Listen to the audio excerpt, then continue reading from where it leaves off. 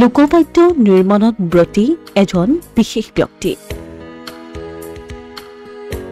নিৰ্মাণৰ লগতে বজোৱাটো তেওঁ পাকৈত।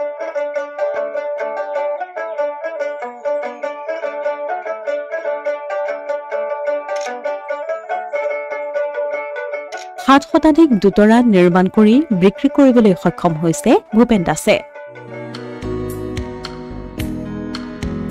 ৰাজ্যত ক্ৰমাৎ হেৰাই যাবলৈ ধৰা লোকবাদ্যসমূহ সংৰক্ষণ আৰু সংবৰ্ধনত ব্ৰতী হৈছে এগৰাকী বিশেষ ব্যক্তি। বিগত 4 বছৰ ধৰি নিৰবিচ্ছিন্নভাৱে লোকবাদ্য দুতৰা নিৰ্মাণত ব্ৰতী হৈ আছে লোকজনে। বৰ্তমানলৈ 7 শতাধিক দুতৰা নিৰ্মাণ কৰি বিক্ৰী কৰিবলৈ সক্ষম হৈছে তেওঁ।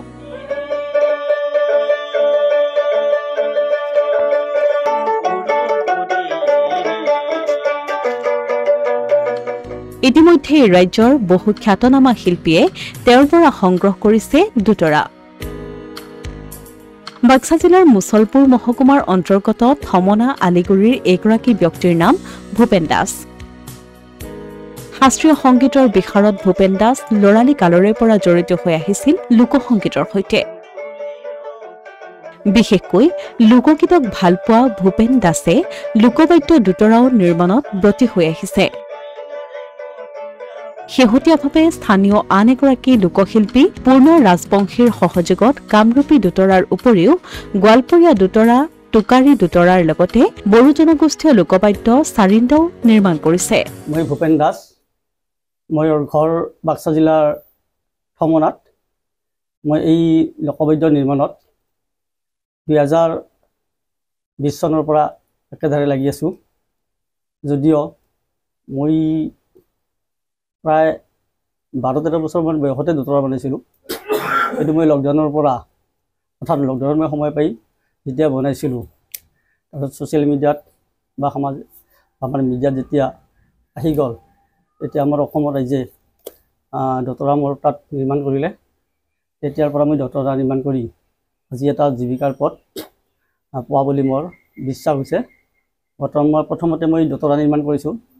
এতিয়া মই নতুনকৈ পদক্ষেপ লৈছোঁ। গোৱালপৰীয়া দতৰা, টোকাৰী, কামৰূপী দতৰা আৰু চাৰিন্দা নিৰ্মাণত মই পদক্ষেপ লৈছোঁ।